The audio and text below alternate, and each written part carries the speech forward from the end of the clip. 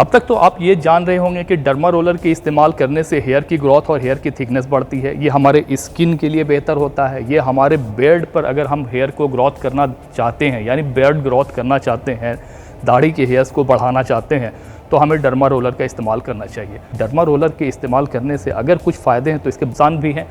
और इसके नुकसान किन लोगों के साथ में हो सकते हैं, ऐसे कौन कौन से लोग हैं जिनको डर्मा रोलर को इस्तेमाल नहीं करना चाहिए। डर्मा रोलर हमारे हेयर की थिकनेस को इम्प्रूव करने का काम करते हैं। डर्मा रोलर के इस्तेमाल करने से एक तो हमारे स्कैल्प के ऊपर अगर हम इस्तेमाल करते हैं तो इसके रब करने की वजह से जहाँ यहाँ पर छोटे छोटे प्रिंकल्स बनते हैं, जिससे कि हमारे ब्लड का सर्कुलेशन बेहतर होता है और इनकी जो टीनी इंसिजन्स होती हैं, इससे आपके स्कैल्प बेहतर होते हैं, आपके स्कैल्प को बेहतर बनाने का काम करता है। जब हम मिनोक्सिडिल इस्तेमाल करते हैं इसके ऊपर, या फिर हम ऐसे एसेंशियल ऑयल्स का इस्तेमाल करते हैं डर्मा रोलर के इस्तेमाल करने के बाद, तो इन टीनी इंसिजन्स की वजह से ये एब्जॉर्ब बेहतर तरीके से आपके स्कैल्प में होती है, आपके हेयर फॉलिकल्स को नर्चर करती है, बेहतर बनाती है, और इससे आपके हेयर की ग्रोथ और थिकनेस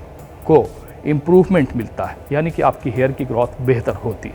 लेकिन ऐसी कई कंडीशन है जिनमें आपको डर्मा रोलर को इस्तेमाल नहीं करना चाहिए। डर्मा रोलर के कई साइजेस आते हैं जो कि 0.2 mm से लेकर 1.5 mm और यहाँ तक के 2 और 2.5 mm तक भी आते हैं। आपकी जो स्थिति है उसके हिसाब से आपको इसका सिलेक्शन करना चाहिए।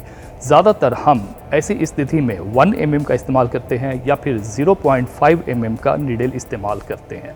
अगर आपके स्कैल्प के ऊपर में कुछ ऐसे इन्फेक्शंस डेवलप होते हैं, जैसे कि अगर आपके स्कैल्प के ऊपर में एक्जिमा होता है, जो कि कुछ ऐसी कंडीशन होती है, इसके अलावा सोराइसिस, या अगर ब्लड क्लॉट्स होते हैं, तो इन स्थिति में आपको डर्मा रोलर को इस्तेमाल नहीं करना चाहिए। इसके अलावा अगर सेबोरिक डर्माटाइटिस बहुत ही सीवियर हो तो इस कंडीशन में भी आपको डर्मा रोलर का इस्तेमाल नहीं करना है। जी हाँ, अगर आप ऐसी स्थिति में, ऐसी हालत में डर्मा रोलर का इस्तेमाल कर रहे हो तो आप गलत कर रहे हो। आपको डर्मेटोलॉजिस्ट से बात करना चाहिए और उसके बाद ही आपको इसका इस्तेमाल करना चाहिए, क्योंकि एक्जिमा, सेबोरिक डर्माटाइटिस जो कि एक एडवांस लेवल पर हो, या फिर अगर सोराइसिस हो, तो ये आपकी कंडीशन को मज़ीद वर्स्ट कर देंगे। इसलिए अगर इस तरह की स्थिति है तो सबसे पहले तो आप इसको ट्रीट करें, और ट्रीट करने के बाद ही अगर आप अपने हेयर को इम्प्रूव करना चाहते हो, हेयर की थिकनेस को इम्प्रूव करना चाहते हो, तो फिर आप इसका इस्तेमाल करें। अदरवाइज़ आप इसका इस्तेमाल इस कंडीशन में, इस अवस्था में ना करें तो ये आपके लिए ज़्यादा बेहतर होगा। तो ये वो कंडीशंस हैं जिस कंडीशन में आपको डर्मा रोलर का इस्तेमाल नहीं करना है।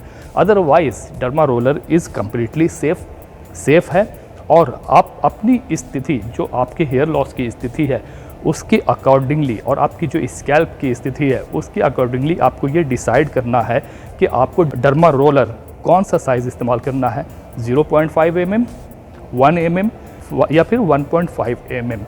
मैं जहाँ तक रिकमेंड करूँगा कि आप 1 mm डर्मा रोलर का इस्तेमाल कीजिए, जो कि बारीक पतली नीडल होती है, और जब ये आप हल्का प्रेस करके अपने स्कैल्प के ऊपर में इसे रोल करते हो तो ये टीनी इंसिजन्स बनाती हैं आपकी स्कैल्प के ऊपर में, जिसके बाद आप अगर एसेंशियल ऑयल्स का इस्तेमाल कर रहे हो या मिनोक्सिडिल का इस्तेमाल कर रहे हो तो ये बहुत ही इफ़ेक्टिव तरीके से काम करता है, और आपके हेयर की थिकनेस को भी बढ़ाता है, आपके हेयर की ग्रोथ को भी बढ़ाता है, और इसके साथ साथ आपकी स्कैल्प की कंडीशन को बेहतर बनाने में आपकी मदद भी करता है। आपकी ब्लड सर्कुलेशन बेहतर होती है, और इस ब्लड सर्कुलेशन से ज़रूरी न्यूट्रिएंट्स, विटामिन्स, प्रोटीन, ऑक्सीजन आपके हेयर फॉलिकल्स को लगातार मिलती रहती है और उसे नर्चर करती रहती है। तो आप डर्मा रोलर का इस्तेमाल बिल्कुल कीजिए, बेहतर है, अच्छा है, हेयर की ग्रोथ को बढ़ाता है, हेयर की थिकनेस को इम्प्रूव करता है। लेकिन अगर आपकी स्थिति कुछ ऐसी है जिसमें अगर आप सेबोरिक डर्माटाइटिस या फिर एक्जिमा या फिर सोराइसिस जैसी कंडीशन को फेस कर रहे हो, तो फिर आपको डर्मा रोलर को इस्तेमाल नहीं करना चाहिए। आपको इसे मल्टीपल डायरेक्शन से यूज़ करना होता है, जैसे कि आपको इसे हॉरिजॉन्टल वे में इस्तेमाल करना है, इसके बाद आपको इसको वर्टिकल वे में इस्तेमाल करना है और फिर इसे डायगोनली आपको इसका इस्तेमाल करना है। इस तरीके से आपको इसको स्कैल्प के ऊपर में इस्तेमाल करना है। एक चीज़ याद रखें कि डर्मा रोलर को इस्तेमाल जब भी आप कर रहे हो तो आप अपने क्लीन हेयर्स पर इस्तेमाल करें, और हाँ, भीगे हुए बालों पर इस्तेमाल ना करें क्योंकि इससे उलझने का ख़तरा हो जाता है। और बहुत ज़्यादा लंबे बालों पर इस्तेमाल ना करें, वरना खींचने के बाद आपके हेयर्स भी वापस उसमें आ सकते हैं। इसलिए छोटे हेयर्स हों तो इस्तेमाल करें और ड्राई हेयर्स पर इस्तेमाल करें तो ज़्यादा बेहतर।